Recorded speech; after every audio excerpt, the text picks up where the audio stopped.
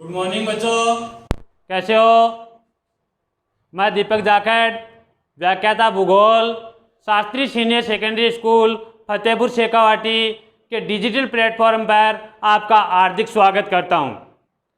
बच्चों, हम पढ़ रहे थे कक्षा 10 में भूगोल। हमने पिछली कक्षा में अध्याय नंबर 8 जल संसाधन को पूर्ण किया और आज पढ़ेंगे भारतीय कृषि। सबसे पहले हम पढ़ते हैं कृषि कहते किसे हैं। मृदा या फिर भूमि पर फसल जोतने की प्रक्रिया को ही कृषि कहा जाता है। भूमि पर फसल जोतने की प्रक्रिया को ही क्या कहा जाता है? कृषि कहा जाता है। भारत एक कृषि प्रधान देश है। भारत क्या है? भारत एक कृषि प्रधान देश है।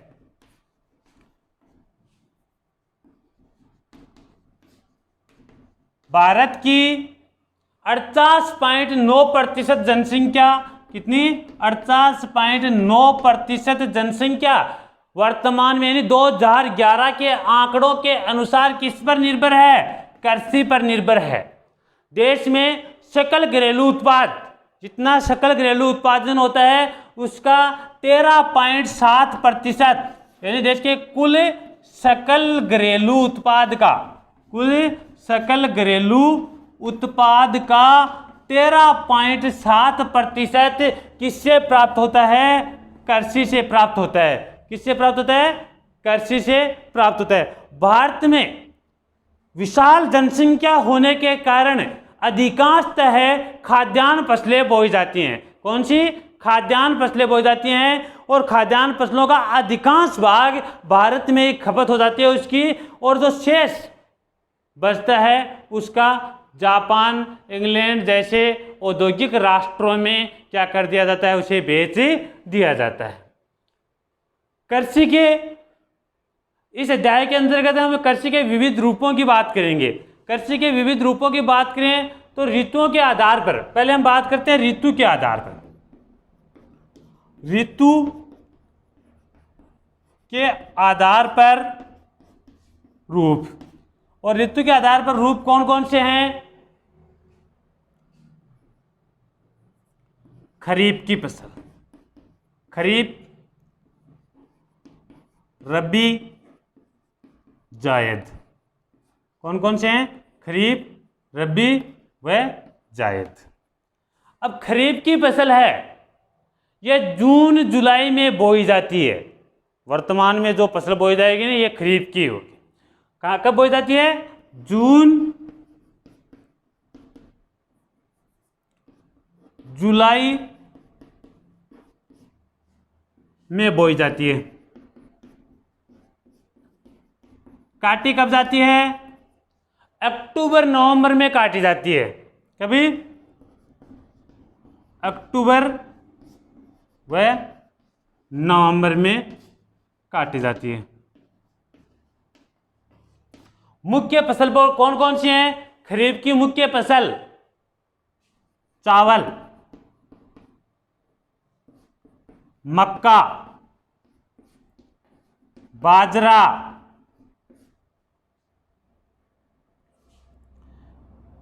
सोयाबीन, ये सभी क्या हैं?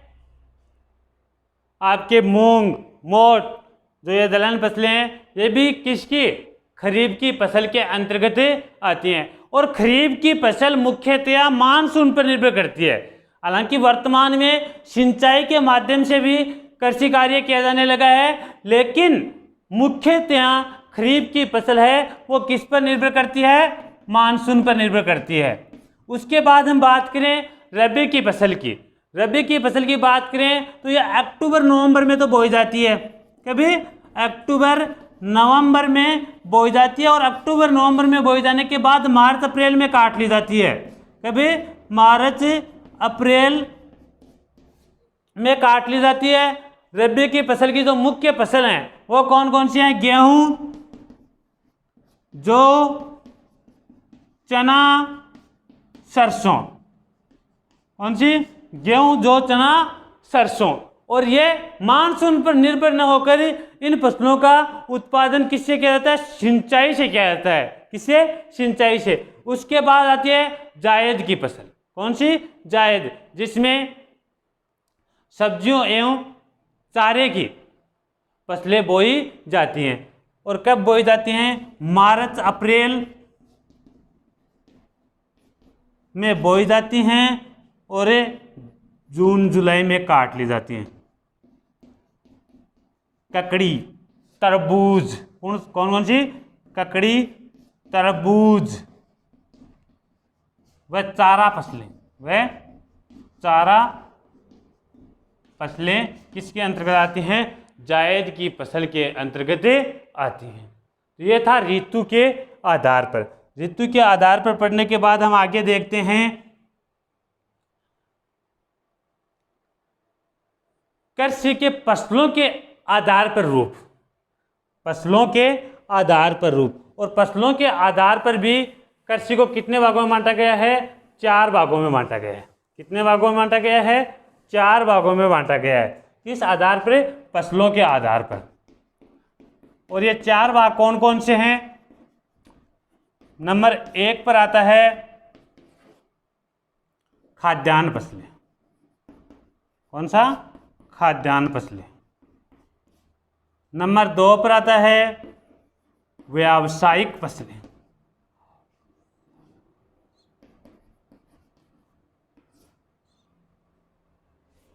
व्यावसायिक फसलें। नंबर 3 पर आता है बागानी फसलें। नंबर 4 पर आता है उद्यान फसलें। हम सबसे पहले बात करते हैं खाद्यान्न फसलें। इसके अंतर्गत वे फसलें आती हैं जो खाने के काम आती हैं। और खाने के काम कौन कौन सी फसलें आती हैं आप बता सकते हैं? क्वेश्चन आ जाए किन्हीं 2 खाद्यान्न फसलों के नाम बताइए, बता दोगे? दिखाओ जो कोई बता दे, है ना? बाजरा, गेहूं, मक्का, ज्वार, चावल, ये सभी क्या हैं? खाद्यान्न फसलें। क्या हैं? खाद्यान्न फसल। उसके बाद व्यावसायिक फसल। व्यावसायिक फसल के अंतर्गत क्या है? वे फसलें आती हैं जिनका उत्पादन औद्योगिक क्षेत्रों में या फिर उद्योगों में कच्चे माल के रूप में किया जाता है। जैसे कपास है, तो यह सूती वस्त्र उद्योग के लिए कच्चा माल प्रदान करती है। उसके बाद गन्ना है, तो यह चीनी के उद्योग के लिए कच्चा माल प्रदान करती है। उसके बाद जूट, तो ये सभी क्या है? व्यावसायिक फसलें हैं। उसके बाद हम बात करते हैं बागानी फसलें। बागानी फसलों के अंतर्गत औद्योगिक कार्यों में काम आने वाली वह पेय पदार्थ के लिए जो फसलें होती हैं वो किसके अंतर्गत आते हैं? बागानी फसलों के अंतर्गत, जिनका बागानों में उत्पादन किया जाता है। जैसे आपकी चाय, कॉफी, रबड़, सिनकोना, ये सभी क्या हैं? बागायती फसलें। उद्यान फसलें इसके अंतर्गत फल एवं सब्जियां, फल एवं सब्जियों की फसलें की जाती हैं। तो ये था फसलों के आधार पर कृषि का वर्गीकरण। उसके बाद हम बात करते हैं भारत की प्रमुख खाद्यान्न फसलों की। जो खाद्यान्न फसलें हैं आज की कक्षा में हम अध्ययन करते हैं प्रमुख खाद्यान्न फसलों। और प्रमुख खाद्यान्न फसलों में सबसे पहले बात करेंगे गेहूं की। देखो, प्रमुख खाद्यान्न फसल। और प्रमुख खाद्यान्न फसलों में बात करते हैं सबसे पहले आज गेहूं, और साथ ही कर लेते हैं गेहूं। गेहूं के बाद आता है आपका चावल, मक्का, बाजरा। सबसे पहले बात करते हैं कि ऋतु के आधार पर कौन सी फसल है। ऋतु के आधार पर कौन सी फसल है, तो ऋतु के आधार पर गेहूं है, ये रबी की फसल है। क्या है? गेहूं रबी की फसल है। चावल है, चावल ऋतु के आधार पर खरीफ की फसल है। कौन सी फसल है? खरीफ की फसल है। मक्का खरीफ की फसल है। बाजरा खरीफ की फसल है। क्षेत्रों की बात करें तो ये समशीतोष्ण कटिबंधीय क्षेत्रों में की जाती है। ये उष्ण कटिबंधीय क्षेत्रों में ये आपके मरुस्थलीय व हल्की मिट्टी वाले क्षेत्रों में की जाती है। उसके बाद फसल के बाद हम बात करें तापमान की, कि इनके लिए कितने तापमान की आवश्यकता होती है। तापमान की बात करें तो गेहूं के लिए तापमान की आवश्यकता है वो होती है 10 से 25 सेंटीग्रेड। कितना? 10 से 25, 10 डिग्री से 25 डिग्री सेंटीग्रेड तापमान की आवश्यकता होती है। चावल के लिए 16 डिग्री सेंटीग्रेड से 27 डिग्री सेंटीग्रेड तापमान की आवश्यकता होती है। मक्का के लिए होती है आपके 12 से 35 डिग्री। कितना?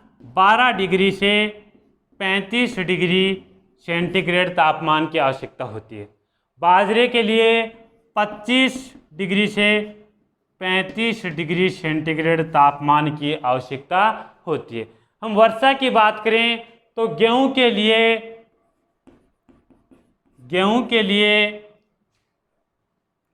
25 से 75 सेंटीमीटर 25 से 75 सेंटीमीटर वर्षा की आवश्यकता होती है। चावल के लिए 100 से 200 सेंटीमीटर वर्षा की आवश्यकता होती है। कितनी? 100 से 200 सेंटीमीटर वर्षा की आवश्यकता होती है। मक्का के लिए 50 से 100 सेंटीमीटर वर्षा की आवश्यकता होती है। कितनी? 50 से 100 सेंटीमीटर वर्षा की आवश्यकता। और बाजरे के लिए 50 सेंटीमीटर से भी कम वर्षा की आवश्यकता होती है। यानी 50 सेंटीमीटर से कम वर्षा में बाजरा आसानी से उपलब्ध हो जाता है, आसानी से इसकी फसलें हो जाती है। उसके बाद हम बात करते हैं मिट्टी की। किसकी? मिट्टी की। मिट्टी की बात करें तो मिट्टी की बातों के अंतर्गत आता है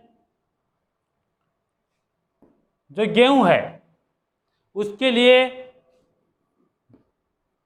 हल्की दोमट व चिकनी मिट्टी चाहिए। कैसी? दोमट, हल्की दोमट व चिकनी मिट्टी। चावल है, चावल के लिए दोमट व कच्छारी मिट्टी। दोमट व कैसी मिट्टी होनी चाहिए? कच्छारी मिट्टी। उसके बाद मक्का है तो मक्का के लिए नाइट्रोजन युक्त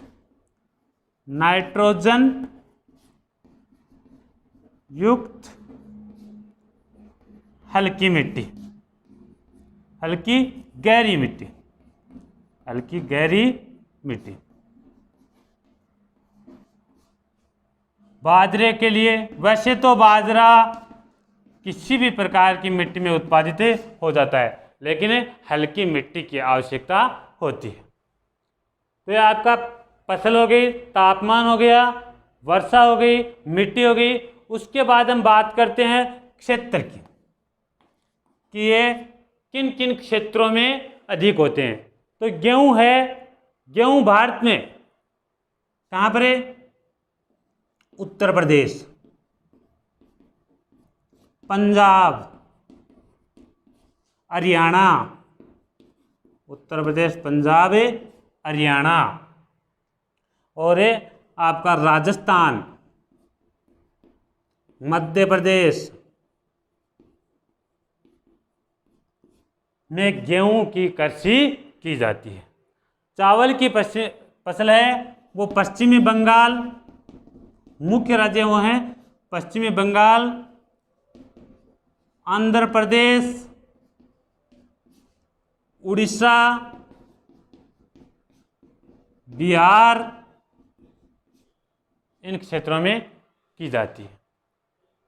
मक्का है, मक्का के जो प्रमुख राज्य हैं वो हैं कर्नाटक,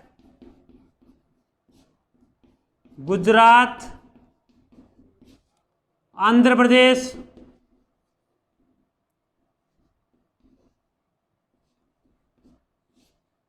राजस्थान, उत्तर प्रदेश। जो बाजरा है, बाजरे के अंतर्गत आपका राजस्थान, गुजरात, महाराष्ट्र, उत्तर प्रदेश, मध्य प्रदेश,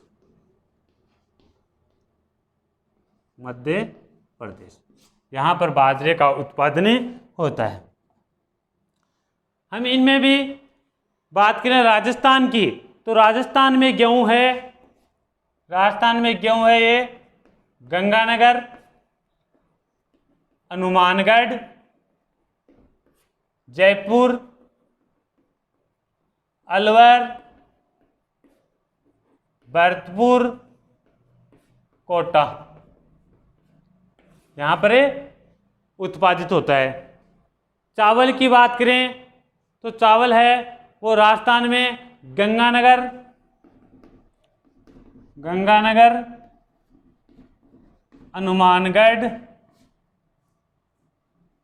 कोटा व बूंदी में होता है।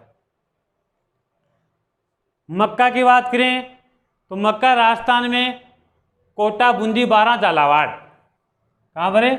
कोटा, बूंदी, मुख्य तरह की बात है कोटा, बूंदी, बारां,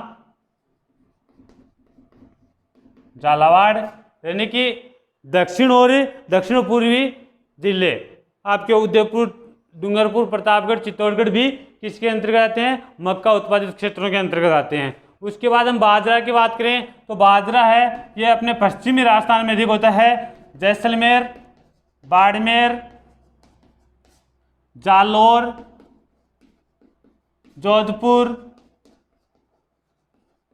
गंगानगर, सीकर, चूरू, ये बाजरा उत्पादन की दृष्टि से प्रथम स्थानीय प्रमुख जिले हैं।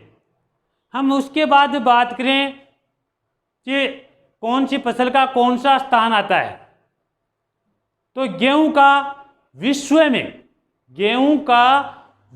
में चीन व अमेरिका के बाद तीसरा स्थान आता है। चीन व अमेरिका के बाद गेहूं उत्पादन का भारत का कौन सा स्थान है? तीसरा स्थान है। चावल उत्पादन में चीन के बाद भारत का दूसरा स्थान है। चावल उत्पादन में चीन के बाद प्रथम स्थान किसका? चीन का, दूसरा भारत का। मक्का उत्पादन में 10वां स्थान रखता है भारत। कौन सा? 10वां स्थान। बाजरा उत्पादन, भारत का जो बाजरा उत्पादन है वो विश्व में प्रथम स्थान पर है। बाजरा सबसे अधिक कहाँ पर उत्पादित होता है? भारत में। उसके बाद हम भारत के राज्यों की बात करें तो भारत में सबसे अधिक गेहूं उत्तर प्रदेश में उत्पादित किए जाते हैं। भारत में सबसे अधिक गेहूं कहाँ उत्पादित किए जाते हैं? उत्तर प्रदेश में उत्पादित किए जाते हैं। भारत में सबसे अधिक चावल पश्चिमी बंगाल में उत्पादित किए जाते हैं। कहाँ पर? पश्चिमी बंगाल में उत्पादित किए जाते हैं। भारत में सबसे अधिक मक्का आंध्र प्रदेश में उत्पादित की जाती है। कहाँ पर? आंध्र प्रदेश में उत्पादित की जाती है। भारत में सबसे अधिक बाजरा, यानी कि संपूर्ण भारत का 42.7% बाजरा सबसे अधिक राजस्थान में उत्पादित किया जाता है। तो ये थे अपने गेहूं, चावल, मक्का और बाजरा। इनमें चावल में एक बात और है, कि चावल की जो फसल है उसे ऋतुओं के आधार पर 3 भागों में बांटा गया है। और ये 3 भाग कौन कौन से हैं? वो हैं अमन, ओस, बोरो। अमन, ओस, बोरो, ये ऋतुओं के अनुसार हैं। जैसे अमन है, ये शीतकालीन ऋतु की फसल है। कौन सी ऋतु की? शीतकाल की। ओस शरदकालीन, बोरो ग्रीष्मकाल। और इसमें सबसे अधिक भारत में उत्पादित की जाने वाली फसल है वो अमन या फिर शीतकाल में उत्पादित की जाने वाली फसल है। तो कितना? 86%। चावल की 86% फसल कौन सी उत्पादित होती है? अमन फसल। तो ये था बच्चों अपना आज का टॉपिक, भारतीय कृषि। और भारतीय कृषि के अंतर्गत ही हमने मुख्यतः पढ़ी भारत की प्रमुख खाद्यान्न फसलें। धन्यवाद।